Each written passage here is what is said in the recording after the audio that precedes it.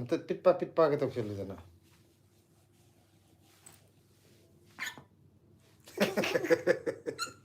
ꯔꯦꯕꯤꯠꯅꯦ rabbit ꯀ ꯕ꯭ꯂꯦꯁꯤꯁꯦ rabbit ꯑꯣꯜꯂꯦ ꯑꯁ ꯀꯣꯝꯂꯥꯁꯤꯗꯤ ꯀꯩꯅꯣ ꯅꯪ ꯈꯣꯛꯄꯗ ꯃꯊꯤꯕꯣꯡ ꯂꯣꯏ ꯊꯣꯛꯀꯩ ꯈꯣꯛꯏꯁꯤꯕꯣ ꯀꯥꯏꯗ ꯊꯣꯛꯒꯦ ꯇꯨꯁꯤ ꯄꯥꯏ ꯄꯦꯠ ꯂꯥꯛꯑꯦ ꯄꯦꯄꯦ ꯌꯥꯎꯋꯤꯗ ꯑꯗꯨꯝ ꯌꯥꯎꯗ꯭ꯔꯖꯅꯨ ꯀꯣꯝꯂꯥꯁꯦ ꯁꯤꯂꯥ ꯃꯄꯥꯟ ꯐꯖꯕꯁꯦ ꯁꯨꯡꯂꯩ ꯂꯩꯔꯨꯅꯨ ꯃꯊꯪꯗ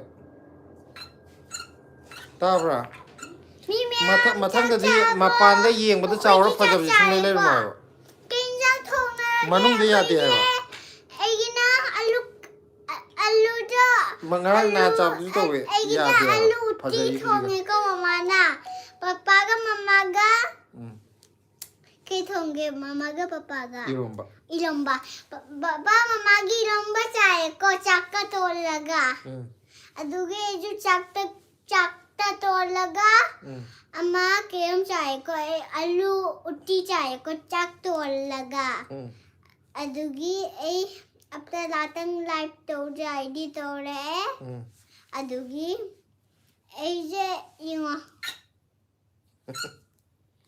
ꯃꯌꯥꯝꯗ ꯐꯖꯕ꯭ꯔꯥ ꯍꯪꯉꯣ ꯃꯌꯥꯝ ꯐꯖꯕꯂꯩꯅ ꯌꯦꯖ ꯑꯩꯈꯣꯏꯁꯦ ꯁꯨꯀꯦ ꯄꯅ ꯁꯤꯖꯦ ꯆꯥꯟꯗꯅꯤ ꯆꯣꯛꯇꯒꯤ ꯆꯥꯟꯗꯤ ꯆꯣꯛꯇꯒꯤ ꯑꯩꯈꯣꯏ ꯑꯩꯒꯤ ꯌꯦꯛꯄꯅꯤ ꯁꯤꯖꯦ ꯆꯥꯟꯗꯤ ꯆꯣꯛꯇ ꯁꯤꯖꯦ ꯌꯥꯝ ꯅꯥꯗꯦꯀꯣ ꯁꯤꯖꯦ ꯌꯥꯝ ꯐꯖꯕꯅꯦꯀꯣ ꯁꯤꯖꯦ ꯅꯥꯗꯕ꯭ꯔꯥ ꯅꯥꯗꯦ ꯅꯥꯗꯦ ꯁꯦ ꯔꯤꯁꯤ ꯁꯔꯃ ꯆꯪꯉꯛꯑꯦ 19 ꯌꯨꯖꯔ ꯍꯥꯏ ꯕ꯭ꯂꯦꯁꯤ ꯍꯥꯏꯔꯦ ꯃꯥꯏ ꯁꯤ ꯀꯩꯅꯣꯁꯦ ꯀꯩꯅꯣꯝꯇ ꯍꯥꯞꯁꯤꯔꯥ ꯃꯥꯅ ꯐꯃꯨꯡꯗ ꯂꯣꯏ ꯊꯝꯃꯤꯁꯦ ꯃꯀꯨꯁꯦ 90 ꯌꯨꯖꯔꯒꯤ ꯀꯩ ꯏꯟꯖꯥꯡ ꯊꯣꯡꯉꯒꯦ ꯑꯩ 19 ꯌꯨꯖꯔꯗꯤ ꯀꯔꯤ ꯃꯊꯦꯜ ꯆꯥꯔꯒꯦ ꯍꯥꯏꯌꯨ ꯀꯔꯤ ꯏꯟꯖꯥꯡ ꯊꯣꯡꯉꯒꯦ ꯀꯩ ꯏꯟꯖꯥꯡ ꯆꯥꯒꯦ ꯆꯥꯛ ꯆꯥꯅꯕ ꯃꯤ ꯃꯌꯥꯝꯁꯦ ꯍꯪꯉꯨ ꯃꯌꯥꯝꯗ ꯃꯤ ꯃꯌꯥꯝ ꯀꯩ ꯏꯟꯖꯥꯡ ꯁꯤꯗ ꯊꯥꯔꯤꯁꯦ 19 ꯔꯤꯁꯤ ꯁꯔꯃ ꯍꯥꯏ ꯕ꯭ꯂꯦꯁꯤ ꯕꯦꯕꯤ ꯍꯥꯏ ꯑꯩ ꯕꯦꯕꯤꯅ ꯄꯤꯛꯄ 베비 ꯑꯉꯥꯡꯅ ꯋꯥꯡꯕ ꯑꯗꯨꯗꯩꯗ 베비 픽 ꯑꯅ ꯑꯃꯁꯨ ꯌꯥꯎꯋꯦ ꯑꯗꯨꯗꯨꯒ ꯍꯪꯉꯤꯕ ꯑꯄꯤꯛꯄꯗꯣ ꯑꯉꯥꯡꯅ ꯋꯥꯡꯕ ꯍꯥꯏꯗꯤ ꯑꯉꯥꯡ ꯕꯦꯕꯤ ꯍꯥꯏꯗꯤ ꯑꯉꯥꯡ ꯃꯆꯥ ꯀꯧꯒꯗꯧꯅꯤ ꯍꯥꯏꯕ ꯃꯥ ꯍꯥꯏꯁꯦ ꯃꯥꯗꯤ ꯈꯔ ꯆꯥꯎꯔꯦ ꯑꯉꯥꯡ ꯅꯠꯇ꯭ꯔꯦ ꯑꯗꯨꯅꯦ ꯁꯤꯅꯤ ꯍꯥꯏꯁꯦ ꯄꯤꯛ ꯑꯩ ꯀꯔꯝ ꯀꯥꯟꯗ ꯆꯥꯎꯏ ꯑꯩꯁꯦ 15 ꯑꯩꯁꯨ ꯀꯩ ꯁꯨꯔꯒ ꯆꯥꯎꯏ ꯂꯥꯛꯑꯣ ꯌꯥꯔꯦ ꯂꯥꯛꯑꯣ ꯃꯌꯥꯝ ꯂꯥꯛꯑꯦ ꯁꯦ ꯅꯥꯎꯔꯦꯝ ꯇꯣꯝꯕꯤꯝꯆꯥ ꯗꯦꯕꯤꯁꯨ ꯂꯥꯛꯑꯦ ꯕ꯭ꯂꯦꯁꯤ 네네 소니야 라에 빠빠 네네 소니야 라에 네네 소니야도 라에 네네 시카이노 kainon 19 user na blessy is a beautiful woman mai je ai da amuk convert to horo ba khang de na ꯑꯉꯥꯡ ꯃꯆꯥ ꯑꯗꯨ ꯍꯥꯏꯕꯗꯣ ꯆꯥꯎꯔꯦ ꯍꯥꯏꯔꯛꯄꯒꯤ convert ki da ju online me ba ko aduga ningthogjam akhoi gi nati ningthogjam me pi nati si jena sonia che sonia ꯃꯤ ꯉꯁꯥꯏ ꯍꯥꯏꯔꯗꯤ Sonia ꯂꯥꯛꯈ꯭ꯔꯦꯅ 네네 소니야 nene sonia che chente nene hello blessy haire tu love ka myam pi re je 19 user na Sedi nang do today's wedding gig live to convert tawrem tawri hawjik ta ni sem to khrabne si yadri ji kari gino mama hello ꯁꯦꯝꯗ꯭ꯔꯦ ꯇꯨ si semine automatic translation je off thamine han on le me ba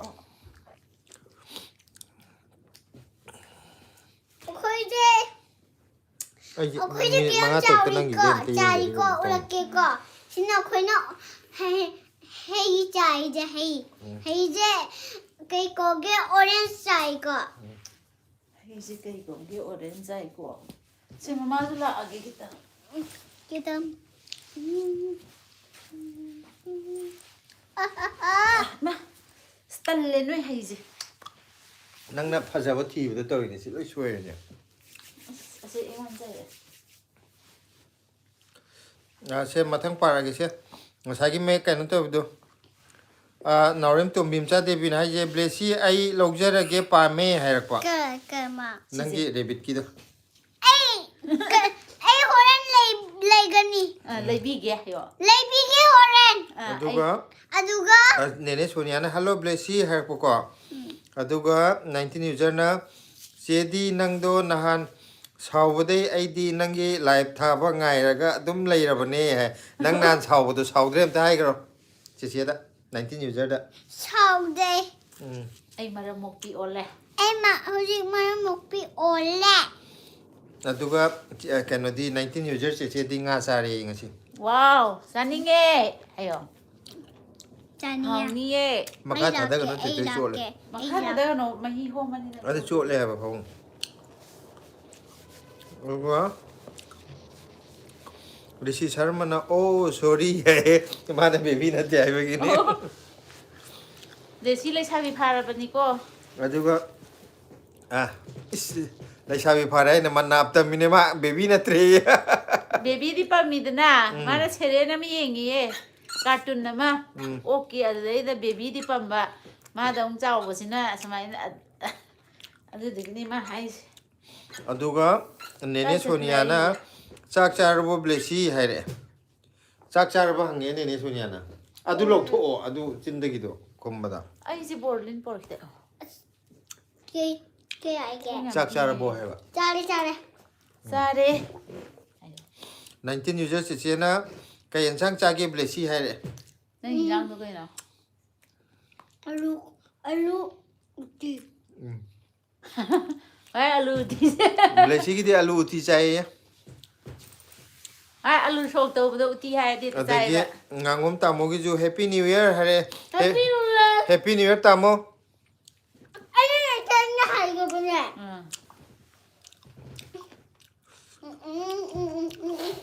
19 user ꯆꯦꯆꯦꯅ ꯑꯁꯦꯡꯕ ꯁꯥꯎꯗ꯭ꯔꯕꯅꯦ ꯅꯪꯕꯨ ꯑꯁꯦꯡꯕꯩ ꯁꯥꯎꯗ꯭ꯔꯕꯣ ꯍꯥꯎꯗ꯭ꯔꯦ ꯁꯥꯎꯗ꯭ꯔꯦ ꯑꯩ ꯐꯥꯒꯦ ꯇꯧꯔꯦ ꯅꯪꯒꯤ ꯁꯤꯁꯦ ꯑꯝꯇ ꯃꯌꯥꯝꯗ ꯎꯍꯟꯅꯤꯡꯉꯦ ꯑꯗꯣ ꯅꯪ ꯁꯥꯎꯗ꯭ꯔꯗꯤ ꯕ꯭ꯂꯦꯁꯤꯒꯤ ꯑꯃꯨꯛꯁꯨ ꯁꯦ ꯎꯍꯜꯂꯣ 19 ꯌꯨꯖꯔ ꯆꯦꯆꯦꯅ ꯅꯪ ꯁꯥꯎꯗ꯭ꯔꯕꯅꯤꯅ ꯆꯦꯆꯦꯒꯤ ꯂꯞ ꯄꯤꯔꯛꯑꯔꯣꯏꯗ꯭ꯔꯥ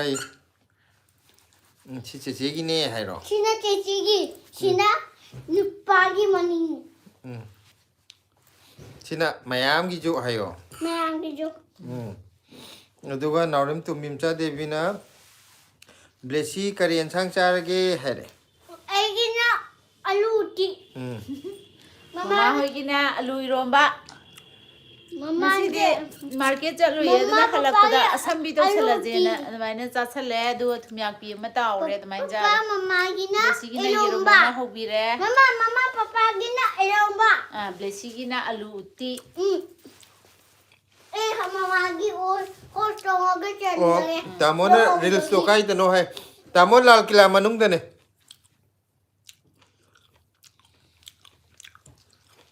ꯂꯥꯜ ꯀꯤꯂꯥꯗ ꯆꯪꯅꯤ ꯈꯪꯗꯦꯗ ꯑꯗ ꯅꯛꯑꯦꯅ ꯑꯩꯅ ꯆꯪꯉꯨꯁꯤ ꯉꯁꯤ ꯁꯨꯝ ꯉꯥꯏꯍꯥꯛ ꯋꯥꯛꯀꯤꯡ ꯁꯨꯝ ꯊꯣꯛꯎꯕ ꯑꯗꯨꯗꯩꯗ ꯁꯤꯂꯥꯗꯤ ꯂꯥꯜ ꯀꯤꯂꯥ ꯃꯅꯨꯡꯗ ꯑꯝꯇ ꯆꯪꯗ꯭ꯔꯤ ꯁꯨꯝ ꯉꯥꯏꯍꯥꯛ ꯀꯣꯏꯕ ꯑꯣꯏꯅ ꯆꯪꯉꯨꯁꯦꯅ ꯁꯨꯝ ꯉꯥꯏꯍꯥꯛ ꯆꯪꯊꯣꯛꯎꯕ ꯍꯥꯏꯇꯥꯔꯦ ꯇꯥꯃꯣ ꯑꯗꯨꯒ ꯆꯦꯆꯦ 19 ꯌꯨꯖꯔꯅ ꯍꯥꯏ ꯑꯣ ꯍꯥꯎꯕ꯭ꯔꯣ ꯑꯂꯨ ꯎꯇꯤꯗꯣ ꯕ꯭ꯂꯦꯁꯤ ꯍꯥꯏꯔꯦ ꯅꯣꯡ ꯆꯥꯁꯦ ꯅꯣꯡꯃ ꯆꯦꯆꯦꯒ ꯕ꯭ꯂꯦꯁꯤꯒ ꯎꯇꯤ ꯆꯥꯁꯦ ꯆꯥꯁꯦ ꯃꯥꯁꯨ ꯎꯇꯤ ꯆꯥꯕ꯭ꯔꯥ ꯍꯥ ꯑꯩꯅ ꯎꯇꯤ ꯍꯧꯖꯤꯛꯀꯤ ꯆꯥꯏꯁꯦ ꯃꯥꯁꯨ ꯆꯥꯗꯕ꯭ꯔꯥ ꯍꯧꯖꯤꯛ ꯃꯥꯗꯤ ꯆꯥꯗ꯭ꯔꯤꯌꯦ ꯑꯂꯨ ꯎꯇꯤꯁꯦ ꯅꯪꯅ ꯍꯥꯎꯋꯦ ꯍꯥꯏꯕꯗꯨꯗ ꯃꯥꯗꯤ ꯆꯥꯅꯤꯡꯉꯦ ꯍꯥꯏꯕ ꯑꯗꯨꯒ ꯍꯦꯔꯦꯟ ꯂꯥꯛꯑꯣ 19 ꯌꯨꯖꯔ ꯆꯦꯆꯦꯅ ꯅꯪꯅ ꯂꯞ ꯄꯤꯔꯛꯄꯒꯤ ꯊꯦꯡꯛ ꯌꯨ ꯍꯥꯏꯔꯦ ꯑꯗꯨꯒ ꯆꯦꯆꯦꯅꯁꯨ ꯂꯞ ꯃꯌꯥꯝ ꯄꯤꯔꯛꯑꯦ ꯀꯩ ꯆꯣꯡꯁꯤꯜꯂꯦ ꯔꯤꯁꯤ ꯁꯔꯃꯅ ꯍꯣꯏ ꯃꯥ ꯃꯌꯥꯝꯁꯦ ꯔꯦꯠ ꯌꯦꯜꯂꯣ ꯑꯩ ꯇꯧꯒꯦ ꯍꯥꯏꯔꯣ ꯔꯦꯠ ꯑꯗꯨꯒ orange yellow pink ꯌꯥꯏꯐꯕ ꯍꯨꯏꯗ꯭ꯔꯣꯝꯅ ꯀꯀꯥꯒ ꯑꯗꯨꯒ ꯀꯩꯅꯣꯒ black ꯏꯆꯦꯒ ꯏꯆꯥꯇꯣꯝꯕꯤꯒ ꯀꯩ ꯃꯊꯦꯜ ꯆꯥꯔꯒꯦ ꯍꯥꯏꯔꯦꯀꯣ brown ꯑꯩꯈꯣꯏꯒꯤꯅ white ꯉꯁꯤ ꯑꯂꯨ ꯏꯔꯣꯝꯕ ꯍꯦꯛꯇ ꯇꯧꯁꯜꯂꯦ ꯑꯩꯈꯣꯏ ꯊꯕꯛ ꯆꯠꯂꯨꯕꯩ ꯊꯦꯡꯕꯒꯤ ꯑꯗꯨꯒ green ꯊꯣꯏꯊꯣꯏꯒꯤꯅ ꯑꯂꯨ ꯁꯣꯛ ꯇꯧꯁꯟꯕꯤꯔꯦ ꯑꯂꯨ ꯁꯣꯛꯇꯣ ꯃꯥ ꯑꯂꯨ ꯎꯇꯤ ꯍꯥꯏꯔꯒꯗꯤ ꯍꯔꯥꯎꯕꯒꯤ ꯑꯂꯨ ꯎꯇꯤ ꯃꯥꯁꯦ ꯎꯇꯤ ꯄꯜꯂꯗꯤ ꯌꯥꯝ ꯍꯔꯥꯎꯋꯦꯕꯀꯣ ꯑꯗ ꯑꯂꯨ ꯁꯣꯛ ꯍꯥꯏꯗꯤ ꯆꯥꯎ ꯌꯥꯗꯦ ꯍꯋꯥꯏ ꯊꯣꯡꯉꯒ ꯑꯂꯨ ꯎꯇꯤꯅꯦ ꯍꯥꯏꯔꯗꯤ ꯆꯥꯏꯌꯦꯕ ꯑꯂꯨ ꯁꯣꯛꯇꯣ ꯍꯋꯥꯏ ꯍꯥꯎꯋꯦꯅ ꯊꯣꯡꯕꯗꯁꯨ ꯍꯋꯥꯏ ꯎꯇꯤ ꯍꯥꯏꯔ ꯄꯤꯖꯕ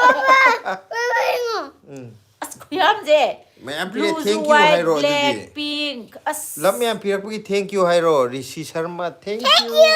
After this is after the pig. yare yare Yay!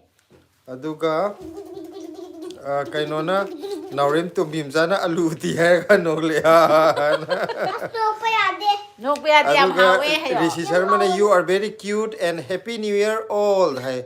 same to you Same to you, Rishi. Hai. Happy New Year. Happy New Year. Same to you. Aduga 19 New Year se na hoi cha se aisu yam chaninge nangi alu uti do blessy hai. Oh, Helen pizza ge. Ay, mama na thongalaga. Ay, Helen hangage nang laga. Adidi ngangom tamona pollution pharabo ingle hai pollution je tamo khitang di handa khatang di phagat pa male ko hai di mapan thokpa khopa da khitang nungai re hanadi ngahak mapan da thu bu je sur hon ba nungai ti kok chik pa khot pa khanau na be am taw ne ba hojikan di kya taw dre tamo nong je ta aduga do ing ba ju pha inge hai di January gi aseng ba ing ba de inge hojik 19 user che na blessy nang che kai gino che na asuk yam na nung siri se hai che na nang je yam nung si ye 19 user che na Ay na nung shiba gito ay ne. acha acha blessy na jo nung si bagi ne mai lap ang bo myam am pire e tu 19 user ai di blessing na ham ki live to da Sida laije. Mama, sida laije kay na. kya par ke papa 19 user di lakte hai jai ne phaba huidrom na kaka hoi video se yengdi adum yengning ba matam phangdabdagi phi sa sana nakanda thamaga sound oina adum tare aduna comment di nong da pira khidre ado video di adum yenge kaishu kai de thabak chiladi video yengbiri duna akhoi gi hena mamal jame hetare yam nuai je yai phaba hai ra kaino ne yai phaba huidrom je nati da Sida photo sida laije kay na.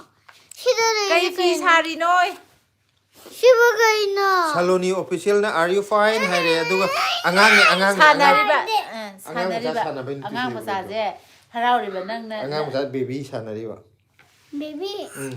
Baby. yai phabo hogi sari je kai phi no Basanta Sunar hai hi hai this is Harmana my name Orina hai oh Okay. orina very beautiful name ha Kiska beautiful?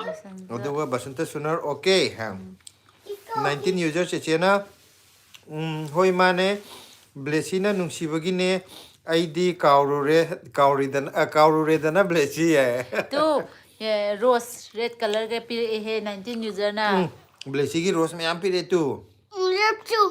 lapsu yaure tu Love ahum. aduga rose me blessy am yum thorakpada koiro o hai je tadrana aduga yai phabo hidrom na blessy yum tholakpada koira o hai Koyake. kari Apa na am yakpa. Ye aigi. ado kari lamdagi oirabano kaino natro phi saba kano aina facebook ta haidi phi makhan phanek su phi su saba du natro ai khangum do masak se aduna ne aina manna yeng je mai masak sida nupa ma phi saraga yo kano tawbudu natro facebook ta design faja sabagi adu duram ta hairo ne aina zu follow budi tawbane ba haidi phi makhan haidi shoot saidana yai phaba huidrom kumbi haina Facebook page hang bane aduda loi thagat pani che haire aina hai se oirom do ya mal no rekha hi jamna hai blessy kai mathel jarage haire bang sai gi se mai hang ja hana khungwai mari yaw ke ba yai phaba yaw ne ya pheba huidrom hai bani da si je hoi lesi kai mathel jage ye Alu shop. alu ti ham na ro akhoi gi blessy gi na alu sok tore akhoi gi na alu iro le ngasi di aduga rita hi jamna तुम्हारा जो बच्चा है वहाँ सोना चाहता है भाई सो जाओ से जाओ ke sang de ये पापा हुई द्रोम ना माने लेगे चिन बदो ꯑꯗꯨꯅꯦꯕ ꯑꯩꯁꯨ ꯈꯪꯉꯦ ꯑꯩꯅ ꯅꯪꯒꯤ ꯀꯩꯅꯣꯁꯤꯗꯅꯦ ꯃꯨꯟꯅ ꯌꯦꯡꯉꯒ ꯍꯥꯏꯐꯦꯠ ꯃꯥꯟꯕ ꯃꯤꯠꯇꯤ ꯎꯗ꯭ꯔꯦꯕꯀꯣ ꯀꯨꯞꯄꯦꯗꯅ ꯁꯤꯗ ꯁꯛꯊꯣꯛꯏꯁꯦ ꯍꯥꯏꯗꯤ ꯐꯤ ꯁꯥꯔꯦ ꯀꯥꯏꯅꯒ ꯍꯥꯏꯕꯁꯤꯗ ꯑꯩꯅ ꯁꯨꯝ ꯃꯥꯜꯂꯛꯑꯕ ꯑꯗꯨꯗꯤ ꯐꯤ ꯂꯩꯕ ꯂꯥꯛꯄ ꯇꯥꯔꯦꯗꯅ ꯑꯩ ꯀꯨꯝꯕꯤꯗꯒꯤꯀꯣ ꯀꯨꯝꯕꯤꯁꯦ ꯑꯩꯈꯣꯏ ꯕꯦꯗꯅꯥꯒꯤ ꯃꯃꯥꯟꯅꯕꯤ ꯑꯃ ꯂꯩꯕꯗꯣ ꯅꯠꯇ꯭ꯔꯥ ꯈꯪꯗꯦ ꯃꯣꯏꯔꯥꯡꯗꯒꯤ ꯈꯔ ꯆꯠꯂꯒ ꯂꯩ ꯍꯥꯏꯕꯗꯣ ꯃꯣꯏꯔꯥꯡꯗꯒꯤ ꯈꯤꯇꯪ ꯀꯩꯅꯣ ꯇꯧꯔꯒ ꯆꯠꯊꯔꯒ ꯂꯩꯕꯣ ꯃꯥꯜꯂꯦꯀꯣ ꯌꯥꯏꯐꯕ ꯍꯨꯏꯗ꯭ꯔꯣꯝ ꯀꯨꯝꯕꯤ ꯍꯥꯏꯕꯁꯦ ꯑꯩꯈꯣꯏ ꯕꯦꯗꯅꯥꯒ ꯇꯤꯟꯅꯕ ꯑꯉꯥꯡ ꯅꯨꯄꯤ ꯃꯆꯥ ꯑꯃ ꯂꯩꯕꯅꯦꯕ ꯃꯣꯏ ꯂꯥꯏꯔꯤꯛ ꯇꯝꯃꯤꯟꯅꯔꯛꯄ ꯃꯥꯁꯨ ꯐꯤ ꯐꯖ ꯐꯖꯕ ꯌꯥꯝ ꯁꯥꯕꯅꯦ ꯑꯩ ꯁꯣꯏꯗꯅꯃꯛꯀꯤ ꯂꯥꯛꯑꯅꯤ 19 ꯌꯨꯖꯔꯅ ꯕ꯭ꯂꯦꯁꯤ ꯂꯞ ꯌꯨ ꯍꯥꯏꯔꯛꯑꯦ Thank you. ꯑꯗꯨꯒ ꯃꯩꯁꯅꯥꯝ ꯁꯨꯅꯤꯇꯥ ꯗꯦꯕꯤꯅ ꯕ꯭ꯂꯦꯁꯤ ꯏꯕꯦꯅ ꯀꯔꯤ ꯕꯣꯔ ꯄꯤꯔꯛꯂꯒꯦ ꯍꯥꯏ ꯏꯃꯣꯏꯅꯨ ꯏꯕꯦꯅ ꯀꯔꯤ ꯕꯣꯔ ꯄꯤꯔꯛꯀꯦ ꯕ꯭ꯂꯦꯁꯤꯒꯤ ꯂꯥꯏꯔꯤꯛ ꯍꯩꯌꯣ ꯍꯥꯏꯔꯛꯑꯦ Yay haye. ꯅꯥꯒꯅꯨꯁꯨ ꯍꯥꯏꯔꯛꯑꯦ Aigi khao ꯃꯥ ꯍꯥꯏꯍꯜꯂꯣ ꯅꯪ ꯌꯥꯎꯔꯛꯀꯅꯣ khao ju aigi sembiye. Bag ju aigi sembiye. Khao je bag koye ka. ꯈꯥꯎꯗꯤ ꯕꯦꯛ ꯀꯧꯏ Aigi paisa hapna ba. ꯄꯩꯁꯥ ꯍꯥꯞꯅꯕ Aigi zamane re logi. ꯅꯪ ꯀꯦꯂꯣꯒꯤ ꯄꯤꯔꯛꯀꯗꯧꯔꯦ ꯅꯪ ꯑꯩꯈꯣꯏ Amari yellow yai ꯅꯪꯒꯤꯗꯨꯗꯤ ꯑꯩꯈꯣꯏ ꯕꯣꯕꯣꯛꯁꯦ ꯏꯃꯣꯏꯅꯨ ꯑꯣꯟꯊꯣꯛꯈ꯭ꯔꯦ ꯏꯕꯦꯟꯅ ꯅꯠꯇꯦ ꯑꯃ ꯃꯥ ꯍꯥꯟꯅꯒꯤꯁꯨ ꯌꯦꯜꯂꯣ ꯑꯃꯁꯨ ꯂꯩꯔꯤ ꯈꯥꯎ ꯂꯣꯜꯂꯦ ꯍꯥꯏꯗꯨꯗꯤ ꯍꯣꯏ ꯅꯠꯇꯦ ꯌꯦꯜꯂꯣ ꯑꯃꯁꯨ ꯂꯩꯗꯅ ꯌꯦꯜꯂꯣ ꯉꯥꯛꯇ ꯑꯣꯏꯔꯦ ꯍꯥꯏꯕ Ani phaje. ꯑꯗꯨꯒ ꯀꯩꯅꯣꯅꯦ 19 ꯌꯨꯖꯔ ꯆꯦꯆꯦꯅ ꯏꯅꯝꯃ Baba ke ꯃꯍꯤꯡ ꯌꯥꯝꯅ ꯐꯔꯦ ꯌꯦꯡꯕ ꯌꯥꯝ ꯅꯨꯡꯉꯥꯏꯔꯦ Baba ꯍꯥꯏꯕꯀꯣ sila ꯃꯍꯤꯡꯁꯦ ꯄꯥꯊꯔꯕꯅꯦ ullaga kayam ulle. ꯄꯨꯔꯥꯗꯤ ꯐꯕ ꯑꯣꯏꯗ꯭ꯔꯤꯕꯀꯣ ꯑꯗꯣ ꯄꯥꯊꯔꯕꯅꯦ ꯌꯥꯝ Namaga kayam uche. ꯑꯗꯣ ꯍꯧꯖꯤꯛ ꯉꯥꯏꯈꯣ ꯑꯩꯅ ꯑꯗꯨ ꯑꯝꯇ ꯉꯥꯏꯈꯣ ꯊꯣꯏꯊꯣꯏ ꯉꯥꯏꯈꯣ ꯑꯃ ꯇꯨꯜꯁꯤꯒꯤꯗꯣ ꯑꯩꯅ ꯍꯧꯖꯤꯛ ꯏꯪꯕꯒꯤ ꯑꯩ ꯃꯥꯏ ꯇꯥꯕ ꯌꯥꯝ ꯇꯜꯂꯦꯕꯀꯣ ꯇꯨꯜꯁꯤ ꯅꯨꯡꯗꯥꯡ ꯃꯅꯥꯁꯨ ꯀꯌꯥ ꯂꯩꯇ꯭ꯔꯦꯅ ꯇꯨꯜꯁꯤ ꯃꯅꯥꯁꯨ ꯅꯍꯥꯟ ꯏꯃꯥꯅ ꯄꯤꯔꯛꯄꯗꯣ ꯑꯩꯅ ꯇꯛꯈꯥꯏꯔꯒꯗꯤ ꯊꯝꯃꯕꯅꯦꯕꯀꯣ ꯍꯧꯖꯤꯛ ꯏꯪꯕꯒꯤ ꯑꯩꯅ ꯄꯥꯛꯅ ꯁꯤꯖꯤꯟꯅꯗ꯭ꯔꯤ ꯍꯥꯏꯕ ꯌꯥꯝ ꯏꯪꯉꯦ ꯍꯧꯖꯤꯛ ꯑꯗꯨꯒ ꯃꯣꯗꯨ ꯊꯤꯒꯖꯝꯅ ꯍꯥꯏ ꯍꯥꯏꯔꯦꯀꯣ ꯍꯥꯏ ꯆꯦꯅꯤꯡ ꯑꯔꯦꯡ ꯍꯥꯏ ꯍꯥꯏꯔꯦꯀꯣ ꯑꯗꯨꯒ ꯔꯥꯍꯦꯟꯁ ꯊꯧꯗꯥꯝ ꯔꯥꯍꯦꯟꯁ ꯊꯧꯗꯥꯝꯁꯦ ꯀꯩꯅꯣꯒꯤꯗꯣ ꯀꯥꯏꯗꯅꯣ ꯃꯥ ꯂꯩꯕꯗꯣ ꯗꯨꯕꯥꯏꯔꯣꯝꯗꯅ ꯁꯅꯥ ꯍꯣꯡꯉꯦ ꯇꯧꯕꯗꯣ ꯑꯣ ꯔꯥꯍꯦꯟꯁ ꯊꯧꯗꯥꯝꯅ ꯍꯦꯜꯂꯣ ꯕ꯭ꯂꯦꯁꯤ ꯍꯥꯏꯔꯛꯑꯦ ꯑꯗꯨꯒ Hello, hello. ꯄꯤ ꯂꯤꯝꯐꯨꯏꯠ ꯍꯥꯏꯔꯣ ꯍꯦꯜꯂꯣ ꯍꯥꯏꯔꯛꯑꯦꯀꯣ ꯑꯩꯈꯣꯏ ꯌꯥꯏꯐꯕꯅ ꯊꯦꯡꯛ ꯌꯨ ꯑꯩ ꯚꯤꯗꯤꯑꯣ ꯌꯦꯡꯕꯤꯔꯝꯕꯒꯤ ꯍꯥꯏꯔꯦ Baba.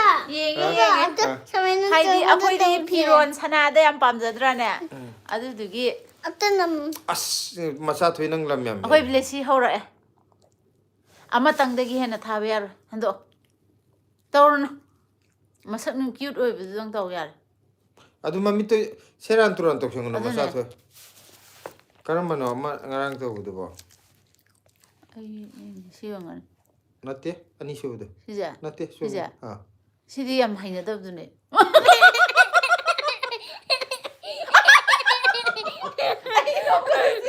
ꯑꯩꯗꯤ ꯃꯦꯁꯤ ꯃꯁꯛꯄꯨꯗꯤ ꯃꯐꯥꯏ ꯃꯁꯛꯁꯤꯗꯤ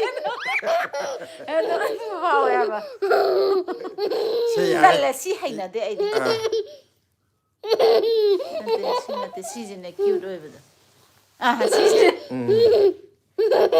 ꯌꯥꯔꯦꯀꯣ ꯁꯤꯗꯩ ꯍꯦꯟꯅ ꯇꯧꯔꯅꯨ ꯌꯥꯔꯦ ꯁꯤꯗꯩ ꯍꯦꯟꯅ ꯇꯧꯕ ꯌꯥꯔꯔꯣꯏ ꯅꯪ ꯀꯩ ꯍꯦꯠꯐꯣꯟꯗꯨꯒ ꯇꯥꯁꯜꯂꯣ ꯌꯥꯔꯦ ꯍꯦꯠꯐꯣꯟꯗ ꯍꯥꯞꯆꯜꯂꯣ ꯍꯦꯠꯐꯣꯟꯗꯣ ꯍꯥꯞꯁꯤ ꯀꯥꯏ ꯂꯩꯒꯒꯦ ꯄꯄꯥꯗ ꯐꯝꯃꯨꯔꯅꯨ ꯌꯥꯔꯦ ꯁꯤꯗ ꯅꯪꯁꯨ ꯅꯪꯒꯤ ꯑꯗꯨꯅꯦ ꯄꯄꯥꯁꯨ ꯃꯈꯣꯡ ꯅꯥꯏꯌꯦꯕ ꯅꯪ ꯖꯒꯥꯗ ꯐꯝꯅꯕꯤ ꯑꯗꯨꯒ ꯀꯩ ꯌꯥꯏꯐꯕ ꯍꯨꯏꯗ꯭ꯔꯣꯝꯅ ꯆꯨꯝꯃꯦ ꯀꯥ ꯍꯥꯏꯌꯦ ꯑꯩꯅ ꯍꯥꯏꯕꯗꯣ ꯃꯣꯏꯔꯥꯡꯒꯤꯗ ꯂꯥꯏꯟꯗ ꯂꯩꯕꯅꯦ ꯍꯥꯏꯕꯗꯣ ꯑꯩꯗꯤ ꯑꯗꯨꯒ ꯀꯌꯥ ꯈꯪꯗꯦꯕ ꯃꯃꯤꯡꯕꯨꯗꯤ ꯂꯣꯏ ꯇꯥꯕ ꯑꯗꯨꯒ ꯆꯦꯅꯤꯡ ꯑꯔꯦꯡ ꯍꯥꯏꯅ ꯍꯥꯏ ꯍꯥꯏꯔꯦ ꯆꯦꯅꯤꯡ ꯑꯔꯦꯡꯅ ꯑꯗꯨꯒ ꯌꯥꯏꯐꯕꯅ ꯂꯥꯛꯑꯣꯁꯦ ꯍꯥꯏꯔꯛꯑꯦꯀꯣ ꯀꯣꯏꯔꯛꯑꯒꯦ ꯀꯨꯝꯕꯤꯔꯣꯝ ꯀꯣꯏꯔꯛꯑꯒꯦ ꯀꯨꯝꯕꯤꯁꯦ ꯍꯥꯟꯅ ꯇꯥꯕꯗ ꯆꯠꯅꯤꯡꯕ ꯖꯒꯥꯁꯨ ꯑꯣꯏꯀꯣ ꯑꯗꯨꯒ ꯃꯣꯗꯨ ꯊꯤꯡꯉꯨꯖꯝꯅ ꯕ꯭ꯂꯦꯁꯤ ꯍꯥꯏ ꯍꯥꯏꯔꯛꯑꯦ 19 ꯌꯨꯖꯔ ꯆꯦꯆꯦꯅ ब्लेसी कई हाइनो चारिदो है कई हैनो करी हैनो है बा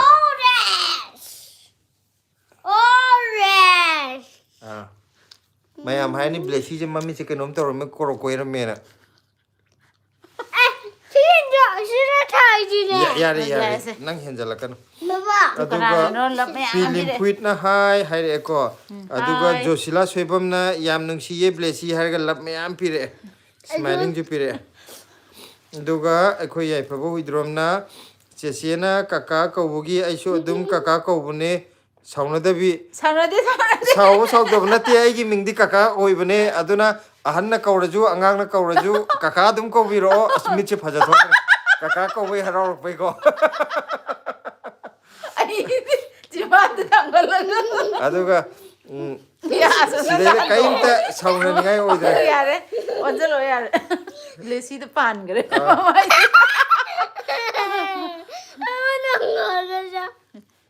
ꯅꯪꯉꯣꯟ ꯄꯥꯜꯂꯝꯅ ꯄꯄꯥꯗ ꯄꯥꯜꯂꯔꯣꯏ ꯅꯪ ꯌꯥꯎꯗ꯭ꯔꯗꯤ ꯇꯧꯔꯛꯑꯅꯤ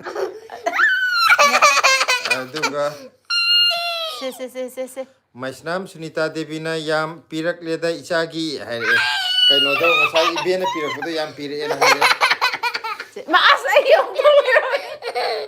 ꯑꯗꯨꯒ ꯁꯤ ꯊꯣꯏꯊꯣꯏ ꯁꯤ ꯃꯨꯠꯊꯠꯂꯒꯦ ꯑꯗꯨꯗꯤ ꯀꯃꯦꯟ ꯑꯝꯇ ꯄꯥꯊꯣꯛꯈꯤꯒꯦ ꯇꯨꯃꯤꯟꯅ ꯐꯝꯃꯣ ꯔꯣꯍꯤꯠ ꯑꯣꯏꯅꯥꯝꯅ ꯍꯥꯏ ꯕ꯭ꯂꯦꯁꯤ ꯍꯥꯏꯔꯛꯑꯦ ꯍꯥꯏ ꯍꯥꯏꯌꯣ ꯑꯗꯨ ꯍꯥꯏ 19 ꯍꯥꯏꯒ꯭ꯔꯣ 19 ꯌꯨꯖꯔ ꯆꯦꯆꯦꯅ ꯕ꯭ꯂꯦꯁꯤ ꯆꯦ ꯑꯣꯐ ꯇꯧꯔꯒꯦ ꯕꯥꯏ ꯕ꯭ꯂꯦꯁꯤ ꯍꯥꯏꯔꯦ ꯕꯥꯏ ꯆꯤꯆꯦꯅ ꯕꯥꯏ ꯇꯧꯔꯛꯑꯣꯌꯦ ꯕꯥꯏ ꯕꯥꯏ ꯇꯧꯈ꯭ꯔꯣ ꯁꯤꯒꯤ ꯃꯤꯠꯁꯤꯗꯗꯤ ꯀꯃꯦꯟꯒꯁꯤ ꯂꯣꯏ ꯎꯗꯧ ꯃꯥꯜꯂꯦ ꯄꯥꯕ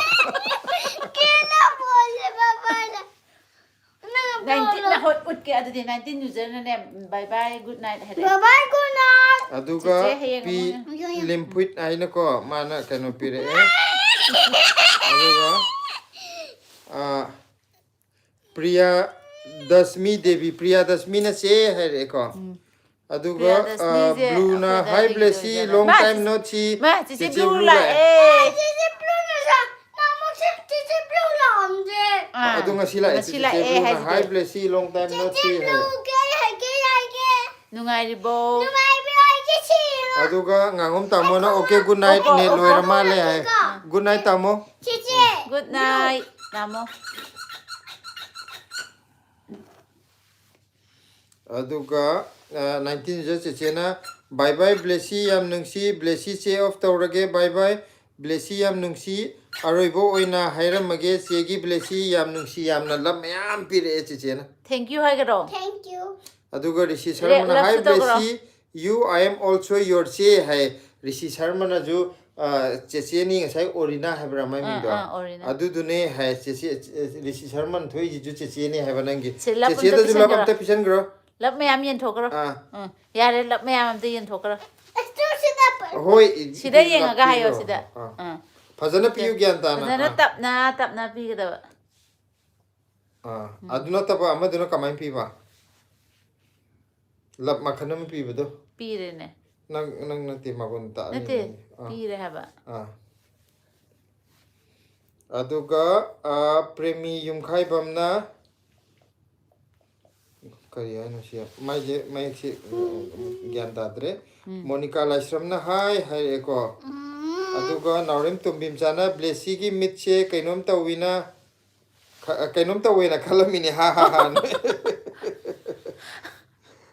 ꯑꯗꯨꯒ ꯄꯄꯥꯗ ꯆꯠꯈ꯭ꯔꯦ ꯀꯤꯔꯟ ꯂꯧꯁꯤ ꯍꯥꯏ ꯃꯥꯅꯦ ꯍꯥꯏꯀꯣ ꯍꯥꯏ ꯑꯗꯨꯒ ꯑꯩꯈꯣꯏ ꯌꯥꯏꯐꯕꯅ ꯕꯥꯏ ꯕꯥꯏ ꯕ꯭ꯂꯦꯁꯤ ꯆꯦꯆꯦ ꯀꯀꯥ ꯒꯨꯗ ꯅꯥꯏꯠ ꯍꯥꯏꯀꯣ ꯒꯨꯗ ꯅꯥꯏꯠ ꯒꯨꯗ ꯅꯥꯏꯠ ꯌꯥꯏꯐꯕ ꯌꯥꯏꯐꯕ ꯒꯨꯗ ꯅꯥꯏꯠ ꯌꯥꯝ ꯅꯨꯡꯉꯥꯏ ꯐꯦꯁꯕꯨꯛꯇꯒ ꯁꯨꯃꯥꯏꯅ ꯎꯔꯒ ꯂꯥꯏꯞꯇꯒ ꯆꯪꯉꯛꯑꯒ ꯈꯪꯅꯕꯁꯦ ꯑꯗꯨꯒ ꯆꯦꯅꯤꯡ ꯑꯔꯦꯡ ꯍꯥꯏ ꯆꯦꯅꯤꯡ ꯑꯔꯦꯡꯅ ꯍꯥꯏ ꯆꯦꯅꯤꯡ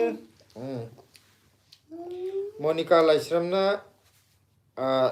ꯀꯩꯅꯣ ꯂꯞ ꯃꯌꯥꯝ ꯄꯤꯔꯛꯑꯦ ꯏꯁꯃꯥꯏꯜꯁꯨ ꯄꯤꯔꯛꯑꯦ ꯕ꯭ꯂꯦꯁꯤ ꯅꯣꯛꯁꯨ ꯅꯪꯁꯨ ꯂꯞ ꯅꯣꯛꯂꯛꯑꯦ ꯄꯤꯁꯜꯂꯣ ꯑꯗꯨꯒ ꯗꯥꯔꯤꯡ ꯃꯔꯤꯡꯅ ꯍꯥꯏꯔꯛꯑꯦꯀꯣ ꯀꯤꯔꯟ ꯂꯧꯁꯤꯅ ꯍꯥꯏ ꯕ꯭ꯂꯦꯁꯤ ꯍꯦꯜꯂꯣ ꯍꯥꯏꯒ꯭ꯔꯥ ꯅꯪꯉꯣꯟꯗ ꯑꯣꯏꯅ ꯆꯠ ꯂꯩꯔꯦ ꯕ꯭ꯂꯦꯁꯤ ꯁꯥꯏꯠꯇ ꯅꯪ ꯂꯧꯊꯣꯛꯑꯣ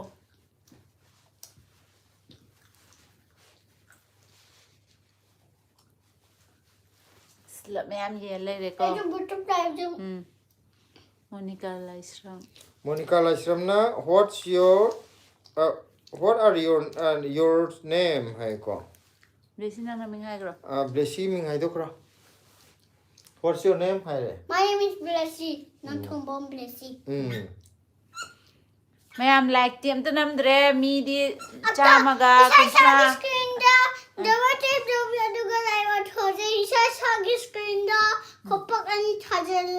ꯑꯗꯨꯒ ꯃꯣꯏꯔꯥꯡꯊꯦꯝ ꯇꯣꯝꯕꯤꯅ ꯍꯥꯏ ꯕ꯭ꯂꯦꯁꯤ ꯍꯥꯏꯔꯦ ꯍꯦꯜꯂꯣ ꯍꯥꯏꯔꯣ ꯃꯤꯅ ꯍꯥꯏ ꯍꯥꯏꯗꯤ ꯍꯦꯜꯂꯣ ꯍꯥꯏꯒꯗꯕ Hi, Dovenedo. Okay aduga Rishi Sharma na bye bye good night good night Good night, Rishi. Isha Diksha thogda ya Diksha age. Diksha bye. Amaina adu mai karan to ya di nang yam manda na seran turan karan yam to blessy hate. Oh, Rishi haba haiti adugine. As kai gino side to kri to thoba. 192 aduga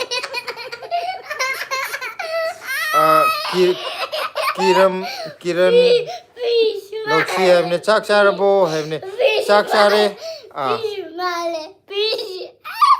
aduga maisnam Sunita Devi na Delhi da lairingai da blessy inkolda amukte yeng blessy inkolda amukte yengba lake tawbone hawaijar su leiba adubu phangdre hare Hajik yum thoi ra bai mai khwai. male irana akoi ikanogi itaw iran da thogdam gi itaw se yamna noira male hai hadak khara noi khale itaw Rishi nam lo. Rishi nam mai dum lo. ai yaw lo ai ra Nang masak ja no ni ko ne.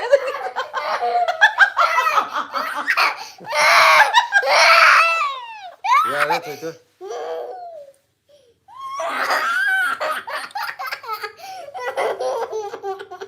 aduga akoi itaw iran dagi isa nupi ju nungsire ma phajana mayam da khai ri mana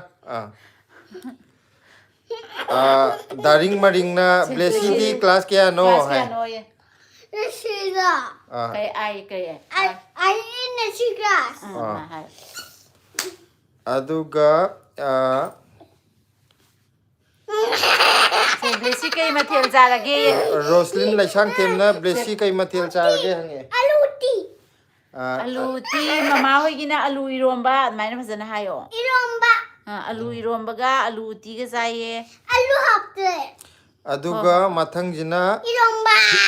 himmat saikhomna tamo isello hojikta kari mathel cha isello hojikta thengna jai kari mathel chai hai akoi ngasi iromba chare Kai hai na mai jo.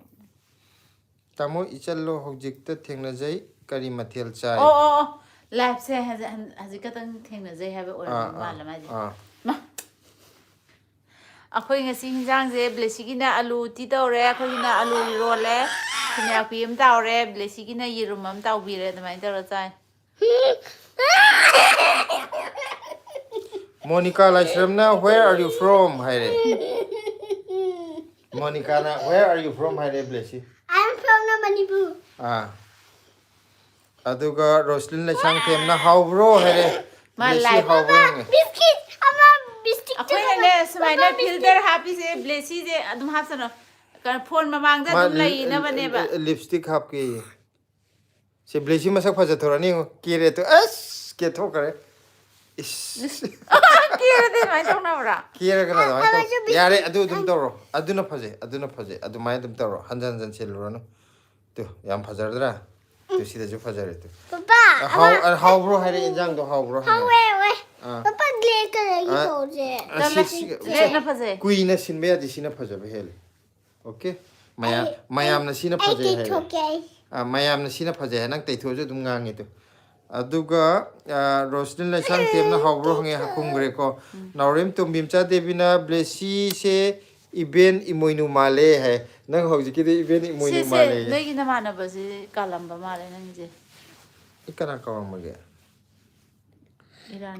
Iran dege pagra bane. Basanta ai gidi ichanu pa hai ro. Mas ai kalam mo basa. Si kan male si hai ai ko nuai ke blessy nang mare chal. Ai aduda pa ra. Nang na hauji si thare hai do aina yoroktri ba malida. Aina pabde yoroktri bane. Moirang them jina hai re. Moirang them jina na blessy chai kya sure hai. Blessy chai manga mapung phare taruk chang I hojik.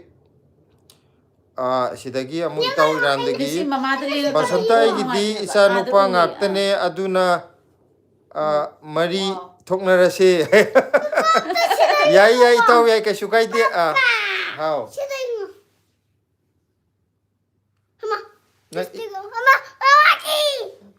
Blessy mama da am leng kano ai pok no ya aduga kainona maisnam Sunita Devina blessy Haridwar da koira o haire chatninge palakano ai ai pallo koi lak na ba tayari tawrage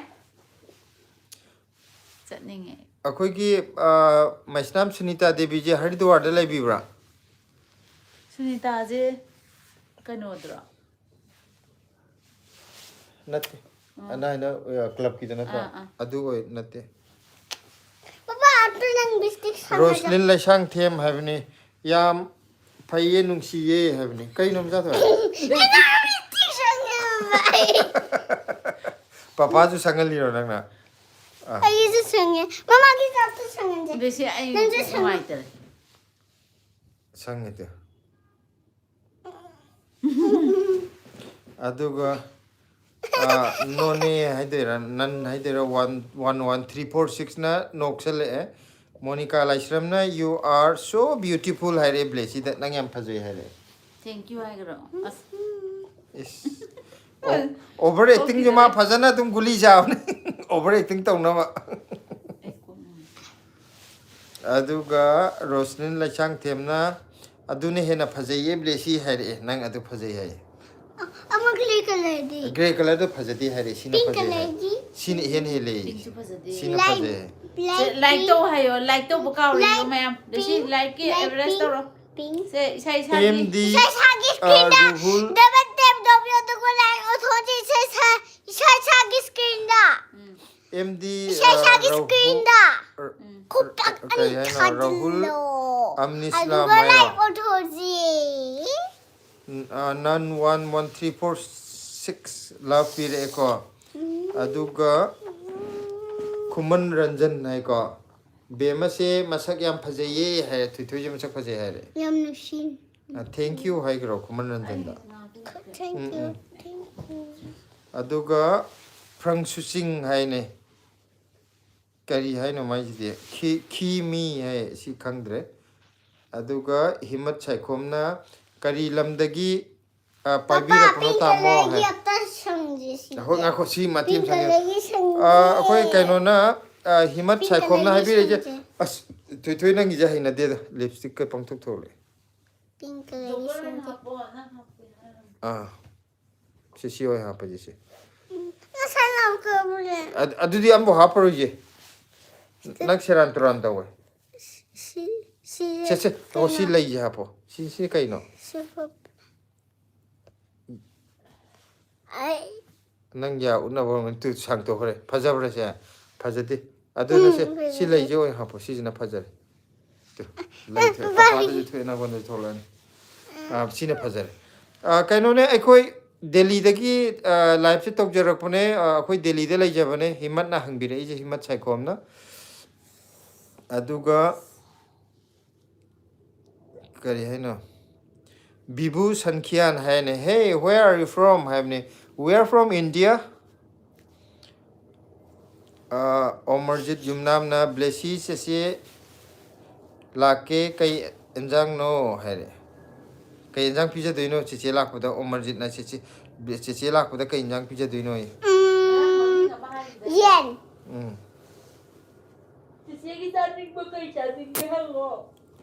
aduga maisnam Sunita Devina haujik Haridwar da laiye sahi khara laini koiba lao hai lake koiba lake Haridwar je silana ju yam chatninge na hana de dum hai rabane ado Rishikesh ka Haridwar ga je maigayem ta da ju oibani na amuktang lakhiran dikhali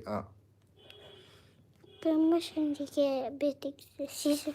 Kayum Bori hamne hai eko aduga Roslyn Laisang Themna like tawre Blessy gi haine Blessy gi like tawre haire thank you hai gro Thank you. wakhal ki pukai ka kala nang uda bro nang kaka da kai no sai yang ani hai gi dai na ka ora ba 제 사이드 파잖아 파마가 하프로 아두디 시 하프라노 까까라 암니나 두 하파 파자로 시다 게임 이신 아두 떠오르노 파잖아 시다 라로 미스틱 상제 리스트 năng list 상가디 까까나 마시 앙앙 오리 리스트 상이 하이라니 시 상가기 거 야르바 야데시 그럼 상게 시라 아두디 시다 파잔 파마 떠올라 또 싫어. 까까다 울로 그러니까. 까까다 울로 아 थाजिन खरबने my cutie hi like तो grey है ककांदो अदु कइने हैबो ककादन कइनो हाइनी हाइदाने दा ककादि कौदबा कका हम कइन जंग जाग कका आ नंग अदु लेरपदो ककादा हाइरो दना सी लेरे इने कका आइसी ने हम फजबरा कका आया ये सानन कबने अगामिंग हाय को अगामिंग जी फॉरेन लोन होइरे अगामिंग जे जुगो चाते दा कइगी अगामिंग जे निशा चारगा संगाबो कनम तौरे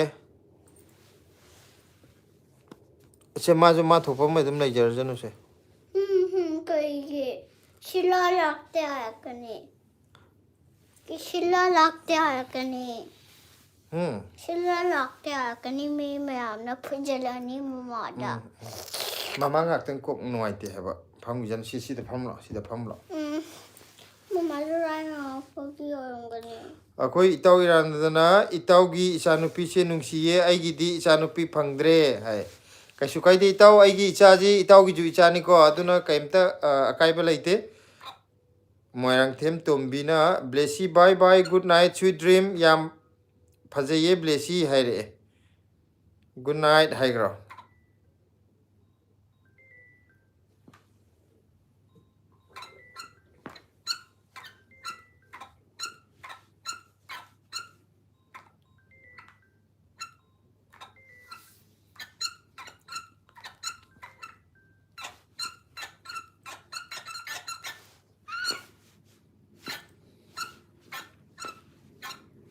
अदुगा काइनोना खुमन रंजना आइकोइसु बेमनंगी नामानबी अमा लइए हरे थिथुइ नंगा फ्रेंड अमा लइ है खुमन रंजन ओइदा मम्मी के कोगे ममिंग लो अदुदि हंगो ममिंग कई मम्मी कोगे के कोगे हां मैं खंगदे अदुगा मोनिका लाइश्रमना गुड नाइट हाइरे गुड नाइट मोनिका ओमरजित जुनामना चेचेगी मिंग निंगसिंगिबो हाइरे ओमरजितना नहान ममिंग हाइरे खिबदो निंगसिंगिब्रा ये थोइथोय ओमरजित अखोइना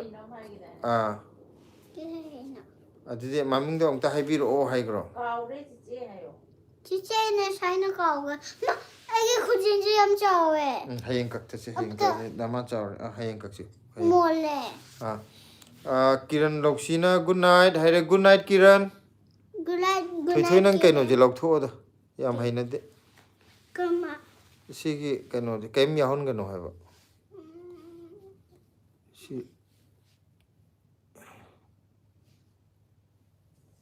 यारे को से फजना अमुक तोथरे से वारी सानर जे मयामगा Rishi Sharma now I am back hi Rishi Sharma अमुक चंगबिरे अदुगा नाउरेम तो मिमचा Devi good night Blessy good night मयाम पोथा बिरो हा अमा लेरी कइसु सिंदब थुमबन अदु हाउ गन तोरगा मही होम ला हावदो मसक फजबा मपानदगी फजबसे यावद्रे तोय लोय दुगा सरिखाना हाय लाइक कना हायरे को आरजे निंगथौजाना ओजा nga maming seran turan haibado khara farbo hai oja hogjiksu dum chap manari hogjiksu inthruai na khangde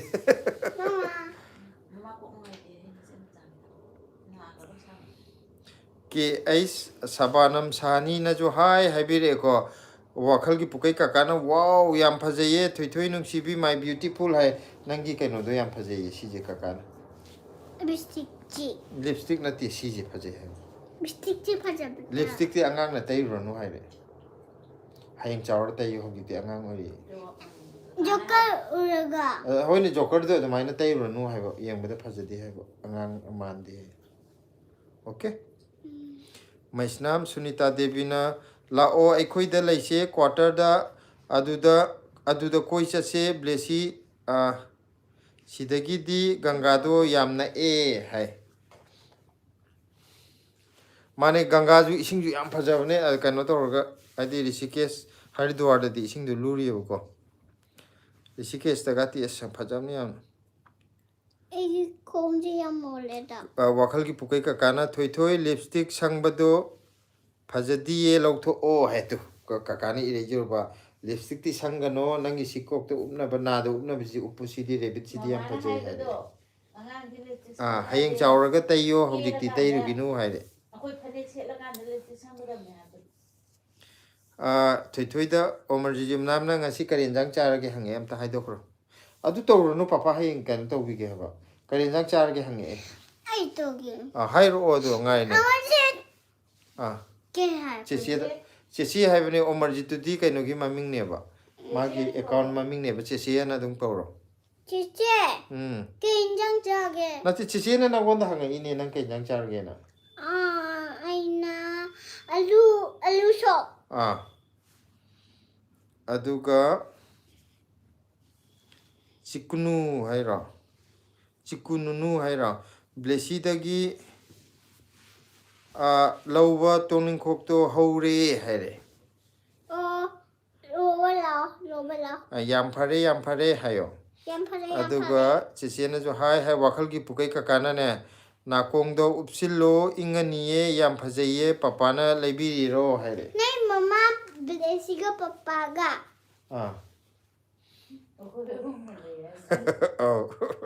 ꯑꯩꯈꯣꯏ ꯄꯨꯂꯞ ꯆꯠꯂ ꯂꯩ ꯍꯥꯏꯅꯦꯕ ꯃꯥꯏꯁꯦ ꯈꯨꯃꯟ ꯔꯟꯖꯟꯅ ꯂꯟꯆꯪꯕꯤ ꯀꯧꯋꯦ ꯍꯥꯏ ꯉꯁꯥꯏꯒꯤ ꯅꯪꯒꯤ ꯐ꯭ꯔꯦꯟ ꯑꯃ ꯂꯩ ꯍꯥꯏꯕꯗꯣ ꯅꯪꯒꯤ ꯐ꯭ꯔꯦꯟ ꯑꯃ ꯂꯩꯕꯗꯨꯒꯤ ꯂꯟ ꯆꯪꯕꯤ ꯀꯧꯋꯦ ꯍꯥꯏꯌꯦ ꯃꯃꯤꯡ ꯌꯥꯝ ꯐꯖꯩ ꯍꯥꯏꯈ꯭ꯔꯣ ꯕ꯭ꯌꯨꯇꯤꯐꯨꯜ ꯌꯥꯝ ꯐꯖꯩꯌే beautiful so beautiful so beautiful ꯅꯪꯅ ꯑꯃꯨꯛ so hot ꯑꯗꯨꯒ ꯇꯥꯃꯣꯌꯥꯏ ꯏꯗꯤꯠꯅ ꯀꯩ ꯃꯊꯦꯜ ꯆꯥꯔꯒꯦ ꯍꯥꯏꯔꯛꯑꯦ ꯀꯩ ꯃꯊꯦꯜ ꯆꯥꯔꯦ ꯍꯥꯏꯗꯣꯛꯈ꯭ꯔꯣ ꯊꯣꯏꯊꯣꯏ ꯑꯂꯨ ꯁꯣꯞ ꯑꯗꯨꯒ ꯀꯤꯔꯟ ꯂꯧꯁꯤꯅ ꯍꯌꯦꯡꯁꯨ ꯂꯥꯏꯚ ꯊꯥꯕꯤꯔꯛꯑꯣ ꯍꯥꯏ ꯍꯣꯏ ꯍꯌꯦꯡ ꯃꯇꯝ ꯑꯩꯈꯣꯏ ꯐ꯭ꯔꯤ ꯑꯣꯏꯔꯒꯗꯤ ꯑꯗꯨꯝ ꯊꯥꯖꯔꯛꯀꯦ ꯑꯗꯨꯒ ꯑꯃꯔꯖꯤꯠ ꯌꯨꯝꯅꯥꯝ ꯆꯦꯆꯦꯅ ꯍꯥꯏ ꯍꯥ ꯕꯂꯥ ꯄꯥꯝꯕꯒꯤ ꯕꯂꯥ ꯃꯥꯟꯕꯤ ꯀꯧꯋꯦ ꯕꯂꯥ ꯃꯥꯟꯕꯤ ꯀꯧꯋꯦ ꯍꯥꯏꯕꯗꯨ ꯍꯥꯏꯕ ꯑꯩꯈꯣꯏꯁꯦ ꯀꯩꯅꯣꯁꯦ ꯃꯦꯃꯣꯔꯤꯁꯦ ꯑꯝꯇ ꯌꯥꯗ꯭ꯔꯦꯀꯣ ꯕꯂꯥ ꯃꯥꯟꯕꯤ ꯍꯥꯏꯕꯗꯨꯗ ꯅꯤꯡꯁꯤꯡꯉꯛꯑꯦ ꯑꯕꯨꯡꯉꯣꯆꯥ ꯍꯤꯖꯝꯅ ꯍꯥꯏ ꯍꯥꯏꯔꯛꯑꯦ ꯗꯤꯂꯤꯞꯅꯁꯨ ꯍꯥꯏ ꯍꯥꯏꯔꯛꯑꯦ ꯑꯗꯨꯒ ꯃꯤꯂꯟ ꯆꯤꯔꯣꯝꯅꯁꯨ ꯍꯥꯏ ꯍꯥꯏꯔꯛꯑꯦ ꯑꯗꯨꯒ ꯁꯦ ꯀꯀꯥ ꯏꯔꯥꯟꯗꯅ ꯃꯦꯁꯦꯖ ꯑꯃ ꯊꯥꯔꯛꯑꯦꯁꯦ ꯏꯇꯥꯎꯅ ꯍꯥꯏꯕꯤꯔꯛꯄꯁꯤ ꯌꯥꯝꯅ ꯅꯨꯡꯉꯥꯏꯌꯦ ꯏꯆꯥꯅꯨꯄꯥ ꯑꯇꯣꯝꯕꯒꯤ ꯕ꯭ꯂꯦꯁꯤꯒ ꯈꯪꯅꯍꯟꯁꯦ ꯐꯥꯒꯤ ꯇꯧꯕꯅꯤ ꯁꯥꯎꯕ ꯌꯥꯗꯦ ꯕ꯭ꯂꯦꯁꯤꯁꯦ ꯌꯥꯝꯅ ꯅꯨꯡꯁꯤꯌꯦ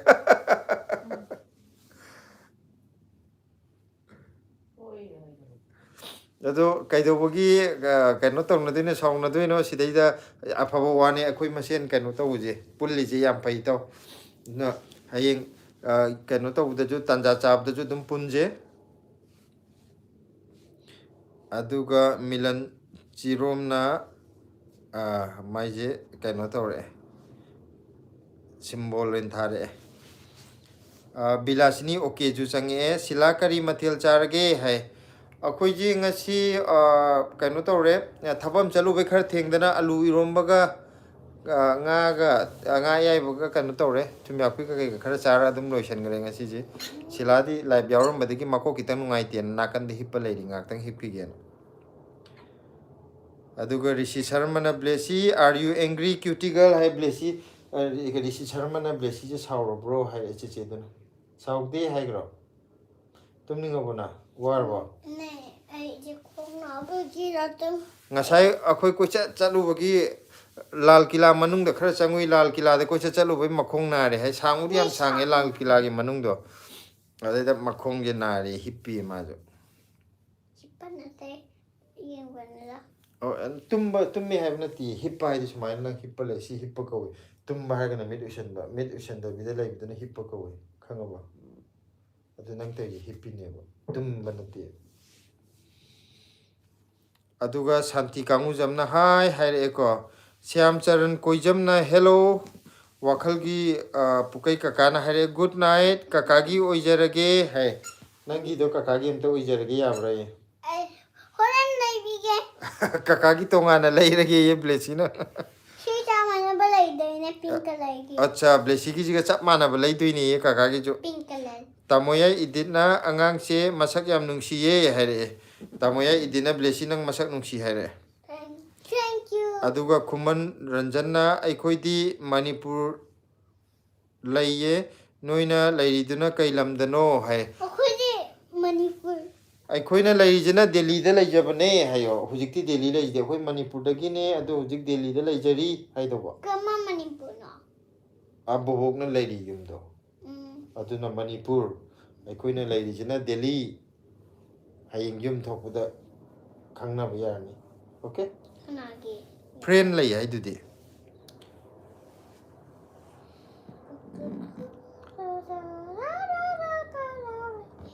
Yellow. aduga maisnam sunita devina good night blessy hai good night hai garla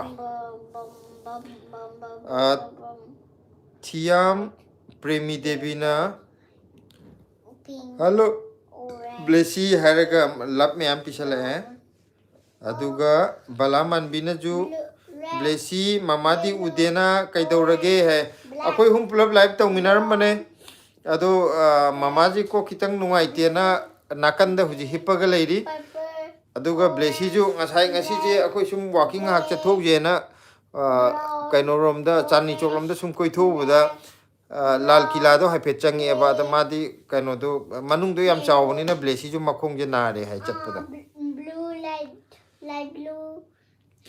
Light green. aduga wakhal gi pukai kakana thoi thoi kaka off lairage hai Oh, right. hoi kaka Light toto. as fajana like tok to blessy na kaka nang fajana like tok to o yema pauta oi pi leire ma di larik padre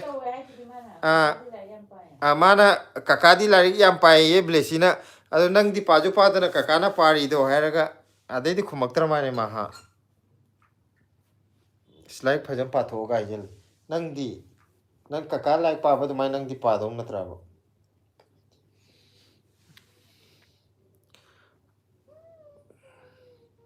adagi balaman bina kano mai je kano hai hai re mai symbol je aduga sarjit ning thogjamna da new year kari ahau bacharage akhodi new year gi je thoidokna kano tokdre nahan imoinu numit ki nga do ngaren oina chare new year dana adu nataba atopadi kaisu thoidokpa pangthoktre Rishi Sharmana, you know my real name. Hi, Rishi Sharmana.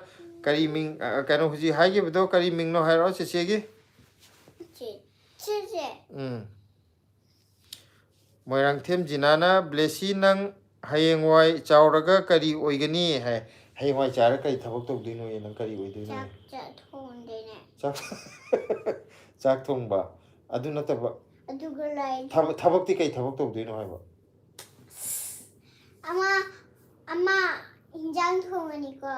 Aduga morok mela. Nati aduna yumda tawuni dana. Aduna taba office ta officer uidoira natraga oja uidoira natraga doctor uidoira natraga army uidoira kai uidina ba. Scientist uidoira. Kama scientist no. A scientist dinang khangaro. Kari uininge bona. Nang kama scientist ayo nang. Scientist ha dine.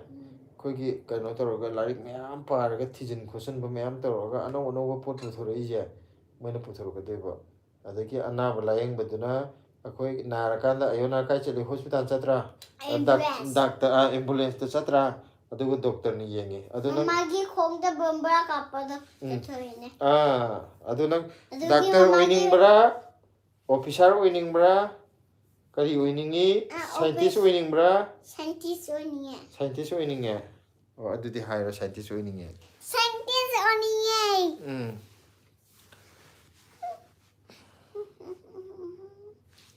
aduga kuman ranjana blessy class kaya no aikhoi giti class 2 ka duine hai blessy di object nursery tamie ma handa kg ka duine kg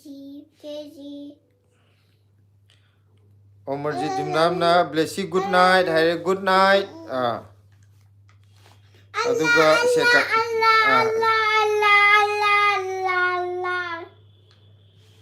kaino ne se kakai ranandana hai je blessy nang hayeng chawraga thabak achauba tawbo oyuko hai achauba thabak taw hai kakana paisa yam chaw tolop yam chaw mayam gi kaino tawde do gari daga tonga chatawa gari gari ma khai le thank you kaka oijage haigro thank you kaka oijage aduga wakhal gi pukai kakana thank you so much for your valuable advice my beautiful fairy haire kanada nangna kaka da like kana pau haibdo adugi kakana haire iba parage muji page kakana like pa thoge blessy na haira abani na hai thoi na haira ni na kaka ju like parani ado kakana ju na gonda like pau haira dinang ju pa doi na thro muji painte hauji muji parai kam ka pa doi ba hayeng pa gadra adu jinang like pa dra di kakana sawran hayeng pa gani hayeng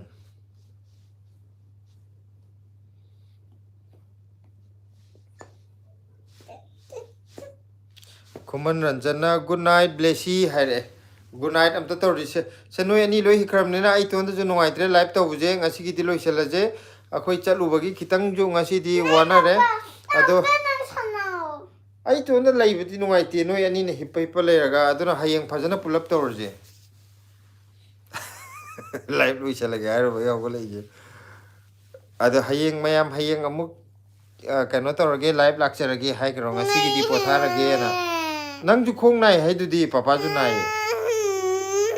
tokshana nu khadrak tong nu blessy adu di pham pham ga mayam wari sanu lo mayam ngasi gi di good night oi jarage hayeng amuk thengna raje hayeng amuk tok jarake